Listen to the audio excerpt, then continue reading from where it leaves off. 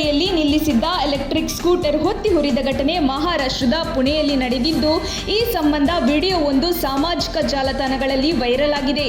ಇದೊಂದು ಓಲಾ ಕಂಪನಿಯ ಬೈಕ್ ಆಗಿದೆ ಎಂದು ಹೇಳಲಾಗಿದೆ. ಪೆಟ್ರೋಲ್ ಬೆಲೆ ಹೆಚ್ಚಳವಾಗುತ್ತಿದ್ದಂತೆ ಎಲೆಕ್ಟ್ರಿಕ್ ಬೈಕ್ಗಳ ಸಂಖ್ಯೆ ಹೆಚ್ಚಳವಾಗಿದೆ. ಈ ನಡುವೆ ಅಲ್ಲಲ್ಲಿ ಎಲೆಕ್ಟ್ರಿಕ್ ಬೈಕ್ಗಳು ಹೊತ್ತಿ ಹುರಿದು ಅನಾಹುತ ಸಂಭವಿಸುತ್ತಿರುವುದು ಗ್ರಾಹಕರ ಆತಂಕಕ್ಕೆ ಕಾರಣವಾಗಿದೆ. ಒಂದು ವರ್ಗವನ್ನು ಮೇಲೆ ಎತ್ತುವುದು, ಒಂದು ವರ್ಗವನ್ನು ಕೆಳಗೆ ತಳ್ಳುವುದು ಇದು ಯಾರಿಗೂ ಶೋಭೆ ತರುವಂತದ್ದಲ್ಲ ಎಂದು ಮಾಜಿ ಸಚಿವ ಎಚ್.ಕೆ. ಪಾಟೀಲ್ ಹೇಳಿದ್ದಾರೆ. ಸುದ್ದಿಗಾರರೊಂದಿಗೆ ಮಾತನಾಡಿದ ಅವರು, ದೇಶದಲ್ಲಿ ಧರ್ಮ, ಗುಡಿ, ಮಸೀದಿ, ಚರ್ಚ್ ಇದಿಷ್ಟೇ ಸಮಸ್ಯೆಗಳಲ್ಲ. ರಾಜ್ಯದಲ್ಲಿ ಅನೇಕ ಸಮಸ್ಯೆಗಳಿವೆ. ನಮ್ಮ ದೇಶ ಪ್ರಮುಖವಾಗಿ ಎದುರಿಸುತ್ತಿರುವುದು ಬಡತನ, ನಿರುದ್ಯೋಗ, ಭ್ರಷ್ಟಾಚಾರ, ಬೆಲೆ ಏರಿಕೆ ಸಮಸ್ಯೆ. ಇಂತಹುದನ್ನು ನಮ್ಮ ಸವಾಲಾಗಿ ನೋಡಬೇಕು. ಆದರೆ ಅವುಗಳನ್ನು ಬದಿಗಿರಿಸಿ ಜನರ ದೃಷ್ಟಿ ಬೇರೆಡೆ ತೆಗೆದುಕೊಂಡು ಹೋಗುವ ಪ್ರಯತ್ನ ನಡೆಯುತ್ತಿದೆ ಎಂದು ಅವರು ಹೇಳಿದರು. ಕೆಲವೊಂದು ವಿಚಾರಗಳನ್ನು ಹೇಳಲಾಗದ ಸ್ಥಿತಿ ತಂದು ಇಟ್ಟಿದ್ದಾರೆ. ನಾನು ಹೇಳುವ ಮಾತುಗಳನ್ನು ಬೇರೆ ರೀತಿ ಬಿಂಬಿಸುತ್ತಾರೆ. ಹೀಗಾಗಿ ನಾನು ಹೆಚ್ಚು ಮಾತನಾಡುವುದಿಲ್ಲ. ಸಾರ್ವಜನಿಕವಾಗಿ ಕೆಲವೊಂದು ಮಾತನಾಡಲು ಆಗಲ್ಲ ಎಂದು ಮೈಸೂರಿನಲ್ಲಿ ಮಾಜಿ ಮುಖ್ಯಮಂತ್ರಿ ಸಿದ್ದರಾಮಯ್ಯ ಹೇಳಿಕೆ ನೀಡಿದ್ದಾರೆ.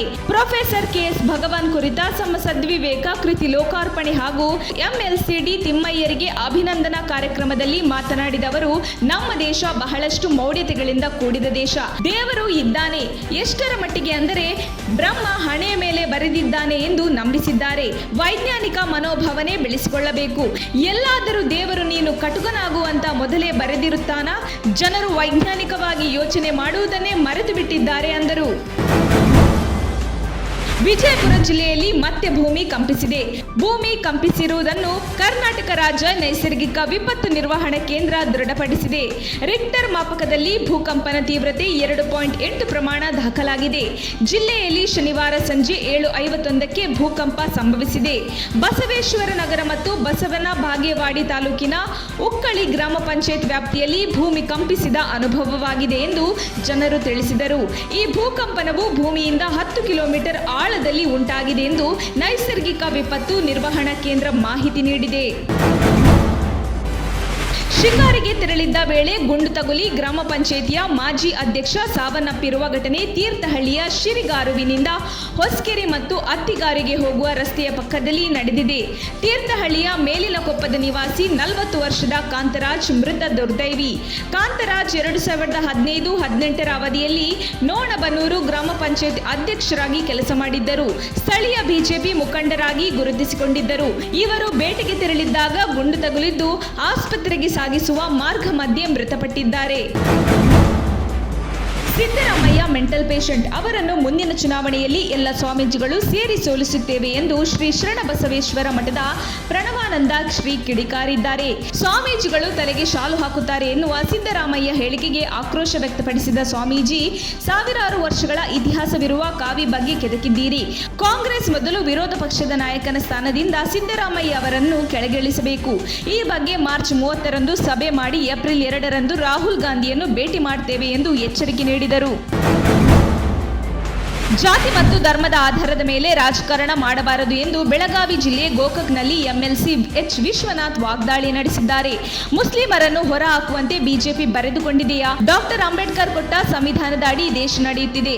ವಿರೋಧ ಪಕ್ಷಕ್ಕೆ ತನ್ನದೇ ಆದ ಕಾನೂನು ಜವಾಬ್ದಾರಿಗಳು ಇದೆ. ಅವರಿಗೆ ಯಾರು ಹೇಳುವವರಿಲ್ಲ, ಕೇಳುವವರಿಲ್ಲ ಅನ್ನುವಂತಾಗಿದೆ. ಹೊಟ್ಟೆಗೆ ಇಲ್ಲ ಅಂದಮೇಲೆ ಧರ್ಮ ಜಾತಿ ತಕೊಂಡು ಏನ್ ಮಾಡ್ತೀರಾ ಎಂದು ವಿಶ್ವನಾಥ್ ಪ್ರಶ್ನಿಸಿದರು. ಪರೀಕ್ಷೆ ಬರೆಯಬೇಡಿ ಎಂದು ಕುಮ್ಮಕ್ಕು ಕೊಡುವವರನ್ನು ನಂಬಬೇಡಿ. ಉದ್ಯೋಗ ಸಿಗದಿದ್ದರೆ ಯಾರು ನಿಮ್ಮ ನೆರವಿಗೆ ಬರುವುದಿಲ್ಲ. ರಾಜಕೀಯ ಲಾಭಕ್ಕೆ ಹಿಜಾಬ್ ವಿವಾದ ಬಳಕೆ ಮಾಡಿಕೊಳ್ಳುವವರ ಬಗ್ಗೆ ಹೆಚ್ಚು ಯೋಚಿಸಬೇಡಿ ಎಂದು ಸಂಸದ ತೇಜಸ್ವಿ ಸೂರ್ಯ ಹೇಳಿದರು.